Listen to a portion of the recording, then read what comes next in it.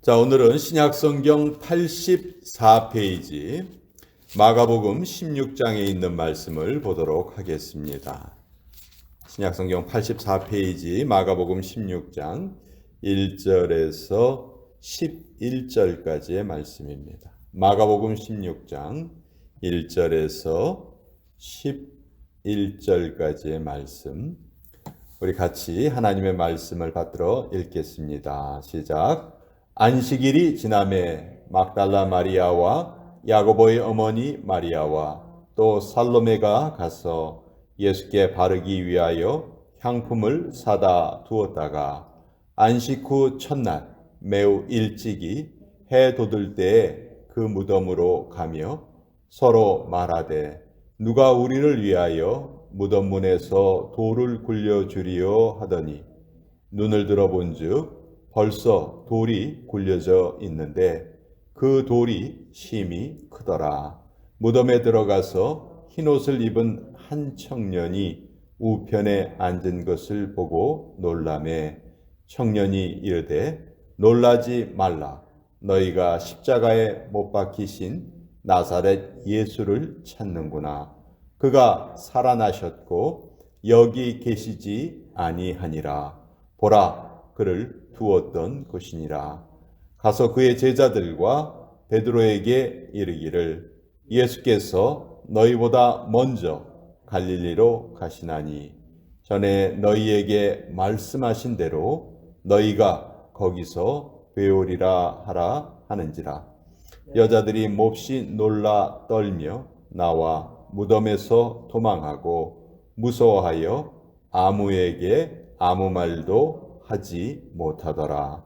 예수께서 안식 후 첫날 이른 아침에 살아나신 후 전에 7 귀신을 쫓아내어 주신 막달라 마리아에게 먼저 보이시니 마리아가 가서 예수와 함께하던 사람들이 슬퍼하며 울고 있는 중에 이 일을 알림해 그들은 예수께서 살아나셨던 것과 마리아에게 보이셨다는 것을 듣고도 믿지 아니하니라. 하나님의 말씀입니다. 아멘. 자, 우리 기독교를 한마디로 말하면 부활의 종교다 말할 수 있습니다. 우리는 죽은 예수님을 믿는 것이 아니죠. 지금도 살아계시고 또 지금도 우리와 함께 하시는 그 예수님을 우리가 믿습니다. 성경을 보면 예수님께서 부활하신 후에 약 40일 동안 총 13번을 자기 자신의 부활하신 모습을 보여주셨어요. 그런데 부활하신 후에 제일 먼저 자기를 보여주신 그 사람이 누구였을까? 우리는 상식적으로 생각할 때 아마 12제자에게 제일 먼저 자기 부활하신 모습을 보여주셨을 것 같다. 그 중에서도 아마 베드로에게 제일 먼저 나타나시지 않으셨을까? 우리가 이렇게 생각하기 쉽지만 그렇지 않습니다. 예수님께서는 여인들에게 제일 먼저 자신의 모습을 나타내셨어요. 안식 후 첫날 예수님의 무덤을 찾아간 여인들이 그 중에서도 막달라 마리아가 부활하신 예수님의 모습을 제일 먼저 뵙는 그런 영광을 얻습니다. 성경에 보면은 마리아라는 이름이 참 자주 등장해요. 신약 성경에 7명의 마리아가 있습니다. 그 중에서 우리가 제일 잘 아는 분은 아마 예수님의 어머니 마리아, 그렇죠? 예수님의 어머니 마리아 잘 알고 또 마가 요한의 어머니 마리아도 우리가 잘 압니다. 그리고 베다니의 마리아, 또 잘 알죠? 향유 옥합을 깨서 예수님 머리 위에 붓고 또 예수님께 그 헌신을 다짐했던 여인이 베다니의 마리아죠. 그와 더불어 또 아주 유명한 여인 중에 한 사람이 막달라 마리아입니다. 막달라 마리아. 막달라 마리아는 예수님을 믿기 전에 7 귀신이 들려 있었던 여인이에요. 근데 예수님을 만나서 그 완전한 고침을 받고 그때서부터 막달라 마리아의 삶은 완전히 달라집니다. 성경을 읽다 보면 예수님의 은혜를 받은 사람들의 특징이 나타나는데 은혜를 체험한 후에 삶의 변화가 나타난다는 거예요. 삶의 방향이 완전히 바뀐다는 것을 우리가 보게 되는데 막달라 마리아가 그런 여인 중에 한 사람이었어요. 예수님을 만난 후에 그 고침받은 후에는 자기의 모든 소유를 다 써서 예수님과 예수님의 일행들을 섬깁니다. 그리고 예수님께서 십자가에 못 박히실 때에도 다른 제자들은 다 도망을 갔지만 막달라 마리아는 끝까지 예수님의 그 십자가 밑에서 예수님을 지켰죠. 또 예수님이 돌아가신 후에도 제일 먼저 예수님의 무덤을 찾아갑니다. 왜 찾아갔느냐? 예수님의 시신에 향품을 바르기 위해서예요.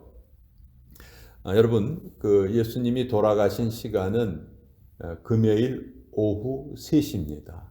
근데 유대인의 안식일은 언제 시작이 되냐면 금요일 오후 6시에 시작돼서 토요일 오후 6시까지예요. 이게 이제 유대인의 안식일입니다.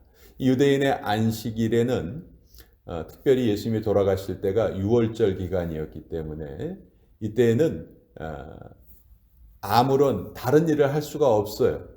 그런데 생각해 보세요. 오후 3시에 돌아가시고 6시부터 안식일이 시작이 되기 때문에 시간이 몇 시간 남았냐면 3시간 남아있죠.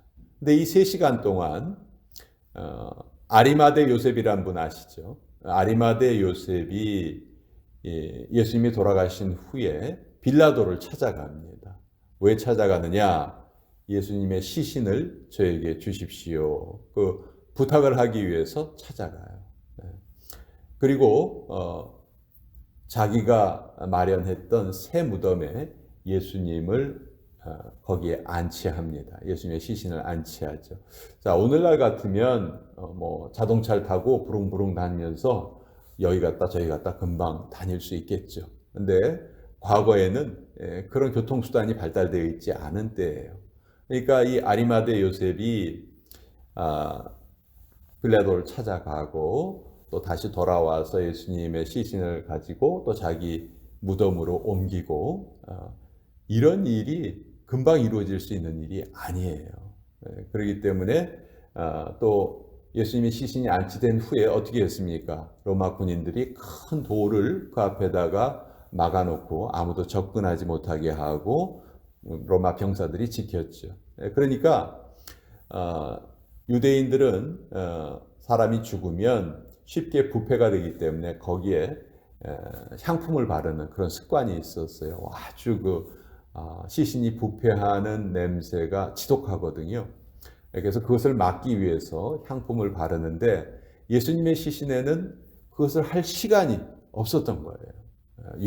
유월절이 바로 시작이 되기 때문에 유월절이 시작이 되면은 시체에 가까이 한다든지 이런 부정한 일을 절대로 할 수가 없었던 것이죠. 그래서 이제 여인들이 안식 후 첫날, 안식일이 지나자마자 새벽에 일찍이 예수님의 시신에 향품을 바르기 위해서 찾아갑니다.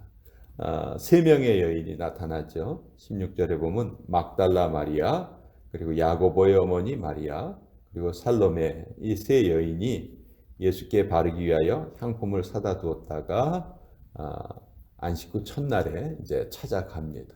그런데 분명히 알고 있거든요. 그 예수님의 무덤 앞에 큰 돌을 굴려서 막아놓은 걸 알고 있어요. 찾아가기는 하는데 도대체 우리가 그 안에 어떻게 들어갈까? 누가 우리를 위해서 돌을 좀 옮겨줘야 되는데 그걸 누구에게 이 시간에 부탁할 수 있을까? 그런 말을 합니다. 3절에 보면 서로 말하되 누가 우리를 위하여 무덤 문에서 돌을 굴려주리요 하더니 이게 참 여인들로서 참 힘든 일이었죠. 어려운 일이었어요. 이거 어떻게 해결할까? 그런데 그 예수님의 무덤을 찾아갔더니 4절에 보니 눈을 들어본즉 벌써 돌이 굴려져 있는데 그 돌이 심히 크더라. 예수님의 무덤에 있던 돌이 이미 굴려져 있었던 거예요. 무덤이 활짝 열려 있었어요. 그리고 무덤 안에 들어가 보니까 흰 옷을 입은 한 청년이 그곳에 있었습니다. 아마 하나님께서 보내신 천사겠죠. 그리고 청년이 말을 하는데 너희가 예수님을 찾으러 왔구나. 그렇지만 그 예수님은 살아나셨고 여기 계시지 않는다. 예수님께서 누우셨던 곳을 봐라. 이렇게 말을 합니다. 예수님이 살아나셨다 하는 것을 그 여인들에게 알려주시는 거예요. 그리고 7절에 보면 아주 중요한 말씀을 하시는데 부탁을 하는데 무슨 부탁을 하시냐면 제자들에게 특별히 베드로에게 내가 전하는 말을 꼭 전해라. 예수님께서 너희보다 먼저 갈릴리로 가시나니 전에 너희에게 말씀하신 대로 너희가 거기서 배우리라. 예수님께서 너희를 다시 부활하신 예수님께서 너희를 만나 주시는데 갈릴리에서 만나 주실 것이다. 갈릴리에서 만나자. 갈릴리에서 만나자고 하신 이유가 뭘까요? 예루살렘에서 갈릴리는 좀 먼 거리거든요. 지금 예수님은 예루살렘에서 돌아가셨는데 제자들에게 갈릴리에서 만나자 이렇게 말씀하시는 거예요. 갈릴리는 이 제자들이 처음 예수님을 만났던 곳이에요. 처음 소명을 받았던 곳이에요. 갈릴리는 처음으로 복음이 전파되었던 곳이에요. 병자들이 고쳐지는 그 기적이 일어났던 곳이고 오병이어의 기적이 바로 이 갈릴리 지역에서 일어났던 것이죠. 제자들이 예수님을 처음 만나서 그래 우리 인생을 이분께 다 드리자 하는 그렇게 마음이 뜨거워졌던 곳이 바로 갈릴리였죠. 그래서 예수님은 제자들에게 지금 제자들은 상태가 어떨까요? 완전히 자기들의 인생이 끝났다 이렇게 생각하고 있는 거예요. 자기들이 따라다녔던 그 예수님께서 허무하게 돌아가신 후에요. 이거 뭐 정말 우리가 지금까지 왜 살았나 그렇게 생각할 정도로 마음이 낙심되어 있는 그런 상태죠.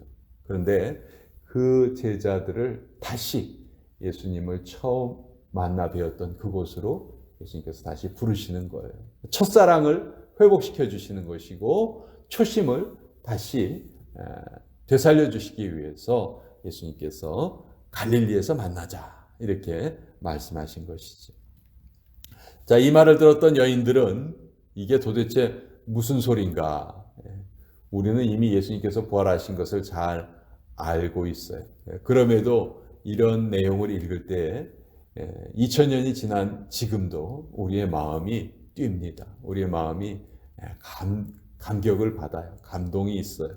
근데 그 당시 그 순간에 이 말을 처음 들었던 그 사람들은 아마 정말 도대체 세상에 이런 일이 있을 수 있나 그렇게 생각을 했을 거예요.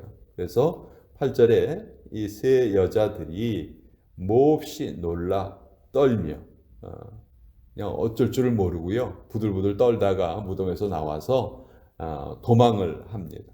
그리고 무서워하여 아무에게 아무 말도 하지 못하더라. 사람이 너무 놀라면요.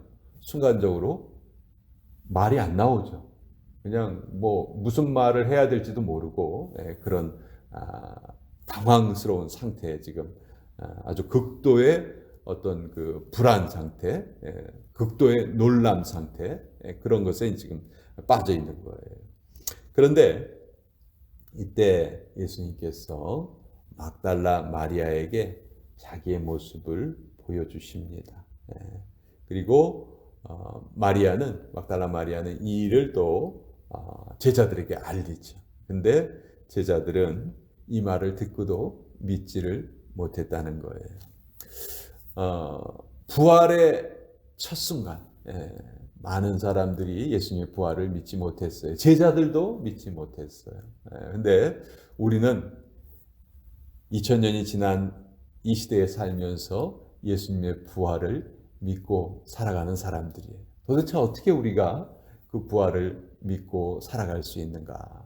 바로 성령님께서 우리에게 임재하시고 사람들이 깨닫지 못하고 믿지 못하는 이 일을 우리에게는 깨달아 알게 하셨고 그것을 믿게 해주신 것이죠. 저는 이것이 정말 우리 인생에서 우리가 받을 수 있는 가장 큰 선물을 우린 받은 존재들이다. 정말 그거 생각할 때마다 한번 거꾸로 한번 생각해 보세요. 우리가 예수님의 부활을 믿지 않고 예수님이 누구신지도 관심이 없이 이 세상을 살다 그냥 그렇게 살다가 이 세상이 전부인 줄 알고 살고 죽었다. 그 이후에 우리의 그 이후의 삶은 성경에서 우리에게 알려주시는데 정말 너무너무 끔찍한 삶이죠. 반면에 예수님이 우리의 구주시라는 것을 우리가 알고 2000년 전에 이 땅에 오셨던 예수님이 바로 부활하신 예수님이시고 그 예수님이 하나님의 아들이시고 천지 만물의 주인이시고 또 우리를 예수님께서 자기의 처소로 우리를 옮겨주실 것이다. 그 희망을 가지고 살면요. 그건 너무너무 다르죠. 우리가 스포츠 경기 같은 거 아주 빅게임이 있을 때 결과가 어떻게 될까 너무너무 궁금합니다. 근데 이미 그 경기가 치러진 이후에 재방송을 보게 되면요. 결과를 다 알고 보기 때문에 아주 편안한 마음으로 볼 수가 있죠. 우리 팀이 이겼다는 소식을 알고 그 재방송을 본다 생각해 보세요.